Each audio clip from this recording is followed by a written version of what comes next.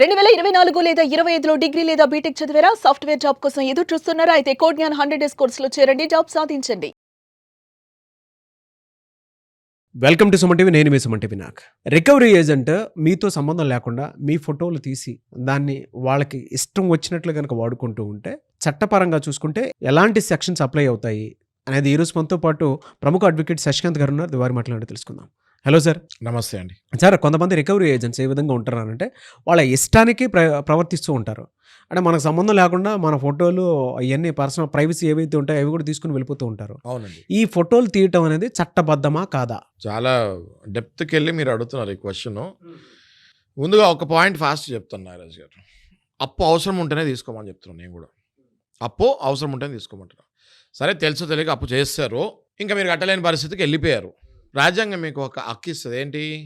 Right to life, బతికే హక్కు ఇస్తుంది. అప్పు చేసి సూసైడ్లు చేసుకోకూడదు. ఎందుకు చేసుకుంటున్నారు సూసైడ్లు అంటే ఇప్పుడు మీరు అడిగిన క్వశ్చన్ దానికి యాప్ట్గా మ్యాచ్ అవుతుంది. ఓకే. ఈ రికవరీ ఏజెంట్లు ఏం చేస్తారంటే, ముందుగా అసలు ఈ వీడియో రికవరీ ఏజెంట్లకి మనం అంకితం చేద్దాం. ఓకే, అందరు కలెక్షన్ వాళ్ళకి రికవరీ ఏజెంట్లకి ఈ వీడియోని అంకితం చేద్దాం. ఎందుకంటే ఈ రికవరీ వాళ్ళు ఇంటికి వచ్చి ఫోటోలు తీస్తాము, లేడీస్ ఫోటోలు తీస్తాము, పక్కన వాళ్ళ ఇంటికి వెళ్ళి అక్కడి నుంచి వీళ్ళ ఇల్లు ఫోటో తీసి ఆ ఫోటో చూపిస్తాం. ఇట్లాంటి ఎదవేషాలు వేస్తున్నారు. They are not suppose to do that as per RBI guidelines. ఇది వాళ్ళు తెలుసుకోవాలి. ఓకే, నేను మీకు క్లుప్తంగా చెప్తా. ఇవాళ సెక్షన్స్ ఉండేయండి కొన్ని. సెక్షన్ 354, 441, 503, 506, అట్లనే మళ్ళీ ఐటీ యాక్ట్ 2000లో 66E. ఇన్ని సెక్షన్లు పడతాయి వాళ్ళ మీద, రికవరీ ఏజెంట్ల మీద. రికవరీ ఏజెంట్లకి ఈ వీడియో అంకితం చేసేది అందుకే. అర్థమైందా? మీరు ఏదైనా ఎక్స్ట్రా చేయొద్దని చెప్పడానికి. అంటే వీళ్ళు ఏంటంటే వీళ్ళు శాలరీల గురించి, టార్గెట్ల గురించి మర్చిపోతారు. వీళ్ళకి అర్థం కావట్లేదు. బ్యాంక్ వాళ్ళు వీళ్ళ మీద సెక్షన్లు పడ్డప్పుడు ఏమైనా కాపాడతారా? కాపాడరు. వీళ్ళని జస్ట్ ఆ టైంకి వాడి వదిలేస్తారు అంతే. మీరు మీ భవిష్యత్తు గురించి ఆలోచించుకోండి. ఏదో నాకు కలెక్షన్ మేనేజరు ప్రెజర్ పెట్టాడు, నాకు అవార్డు ఇస్తాడు, నాకు ఇన్సెంటివ్ ఇస్తాడు అనుకొని పోతే రేపొద్దున మీ మీద సెక్షన్లు పడి మీరు జైలుకి వెళ్తే ఏ నాదుడు కూడా పట్టించుకోడు మిమ్మల్ని. రికవరీ ఏజెంట్స్కి చెప్తున్నా.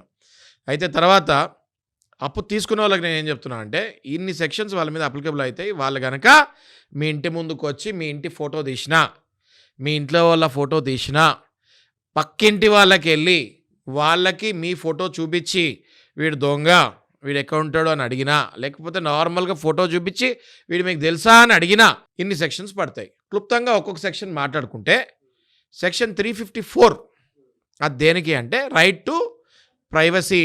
అంటే మీకు ఫండమెంటల్ ఆర్టికల్స్ ఉంటాయి మనకి నాగరాజు గారు. ఆర్టికల్ 21 ఏం చెప్తుంది అంటే మీకు రైట్ టు ప్రైవసీ ఉంటుంది. ఓకే, దానికి ఐపీసీలో సెక్షన్ ఏంటి అంటే సెక్షన్ 354. ఓకే, అలాగే మీ ఇంటి లోపలికి మీ పర్మిషన్ లేకుండా టకటకా నడుచుకుంటూ వచ్చేస్తారు కలెక్షన్ వాళ్ళు. వచ్చేసి టిక్ అని బెల్ కొట్టేస్తారు, తలుపులు తెరగా నేను కలెక్షన్ ఉండి అంటాడు. అది ట్రెస్ పాసింగ్, సెక్షన్ 441 ఐపీసీ. ఈ రెండు అయిపోయినాయా? గట్టిగా మాట్లాడతాము, బెదిరిస్తాము. Section 503, 506 IPC. గట్టిగా మాట్లాడకూడదు, గట్టిగా అరవకూడదు, నిదానంగా మాట్లాడాలి.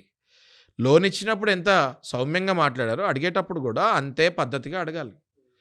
ఇది కాదు సార్, మీ ఫోటోలు తీసి వాట్సాప్లలో పెడతాము, మీ చుట్టాలకి మీ ఫోటోలు వాట్సాప్లో పెడతాము, వీళ్ళు మీకు తెలుసా అని అడుగుతాము, పక్కన వాళ్ళకి మీరు వెళ్ళి మీ ఫోటో చూపిస్తాము.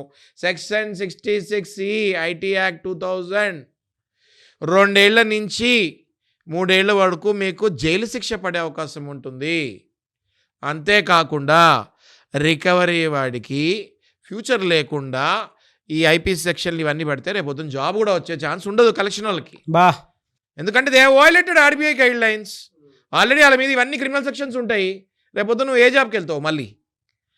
కలెక్షన్ వాళ్ళు ఏదో మాకు రైట్స్ ఉన్నాయి, మాకు ఐడి కార్డు ఉంది, నేను పలానా బ్యాంక్ నుంచి, నేను పోలీస్ కంటే గ్రేటు, నేను అడ్వకేట్ కంటే గ్రేటు, నేను అందరికంటే గ్రేటు అని వెళ్ళిపోతే మీకు దవడ పగులుతుంది. ఓకే, ఆలోచించుకోవాలి. సార్, ఆర్బీఐ ఏం చెప్తుంది సార్ అసలు ఇటువంటి వాటికి? ఆర్బీఐ చాలా క్లియర్గా చెప్తుందండి. డెటార్ అంటే అప్పు తీసుకున్నవాడిని షేమ్ చేయకూడదు, పక్కన ఇంటికి వెళ్ళి వీళ్ళ గురించి, వీళ్ళ అప్పుల గురించి మాట్లాడకూడదు, ఇంట్లోకి హఠాత్తుగా ప్రవేశించకూడదు, ఫోటోలు తీయకూడదు.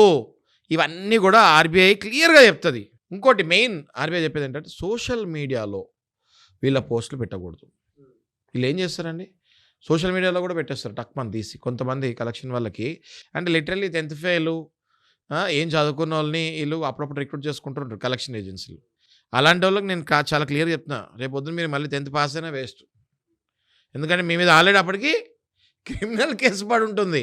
ఏదైనా జీవితంలో మీరు మళ్ళీ బాగుపడి ఏదైనా చదువుకొని బాగుపడదాం అనుకుంటే ఆ లోపు మీ మీద కేసులు పడిపోయి ఉంటాయి. దయచేసి మీకు బ్యాంక్ అఫీషియల్స్ కానీ మీ పైన ఉన్న మేనేజర్లు కానీ మిమ్మల్ని ఫోర్స్ చేస్తే మీరు ఇలా వెళ్ళాలి, మీరు ఇలా చేయాలి, మీరు ఇంటి లోపలికి వెళ్ళిపోవాలి, ఇది వాళ్ళది కూడా తప్పు కాదు నాగరాజు గారు. పైన బ్యాంక్ అధికారులు వెళ్ళిపోవాలి, మీరు వాళ్ళ ఇంటి లోపలికి వెళ్ళాలి, గట్టిగా అరవాలి, నాకు కావాలి డబ్బులు అనేసరికి వీళ్ళలో ఒక ట్రైనింగ్, ఒక అల్ఖైదా ట్రైనింగ్ లాగా ఇస్తారు. ఇట్లా అల్ఖైదా ట్రైనింగ్ లాగా ఇచ్చి లేని ఇళ్ళ మీదకి వదిలేస్తూ ఉంటారు. ఇట్లాంటి వాళ్ళందరూ తెలుసుకోవాల్సింది ఏంటి అంటే, మీరు కనుక ఆర్బీఐ గైడ్లైన్స్ ఫాలో అవ్వకపోతే మీ మీద 354 ఇందాక చెప్పినట్టు 354 పడుతుంది, 441 పడుతుంది, 503, 506 పడుతుంది, ఐటీ యాక్ట్ 2066 పడుతుంది. ఇవన్నీ కాకుండా మీ మీద పరువు నష్టం దావా డిఫమేషన్ కూడా పడుతుంది. రెగ్యులర్గా మీ దగ్గరకు వచ్చేటువంటి కేసెస్ సార్ ఇవి? రెగ్యులర్ అండి, రెగ్యులర్. పొద్దున్న లేవస్తే మా దగ్గరికి వచ్చే కేసులు పాపం అప్పులు చేసేస్తారు, కట్టుకోలేరు బెట్టింగ్ యాప్స్ వల్ల. నాగరాజు గారు, దీని మళ్ళీ chain link, betting apps, gaming, వీటి వల్ల జూదాల వల్ల అలవాటైపోయి పాపం అప్పులు తెలియకుండా అప్పులు పెరిగిపోతాయి వాళ్ళకి.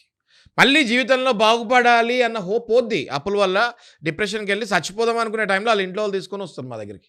మీ వీడియో చూసారు, ఇప్పుడు మిమ్మల్ని అప్రోచ్ అవుతారు. ఎంతమందికి మేము కౌన్సిలింగ్ ఇస్తాం నాగరాజు గారు. పొద్దున్న లెగుస్తే మేము లా తక్కువ సైకాలజీ ఎక్కువ చేస్తున్నాం.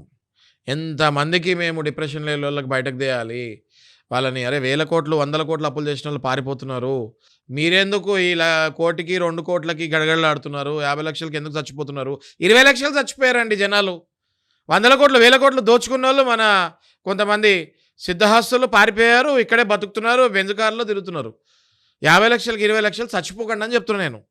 చాలా అవకాశాలు ఉంటాయి, మీరు మళ్ళీ ఈజీగా, కష్టంగా కాదు, ఈజీగా బయటపడవచ్చు, సెటిల్మెంట్ చేసుకోవచ్చు, మీ జీవితాన్ని హ్యాపీగా మళ్ళీ పునర్ప్రారంభం చేయొచ్చు. ఎనీవేస్ థ్యాంక్ యూ అండి, thank you so much for the information Shashikanth garu. Thank you Nagaraj.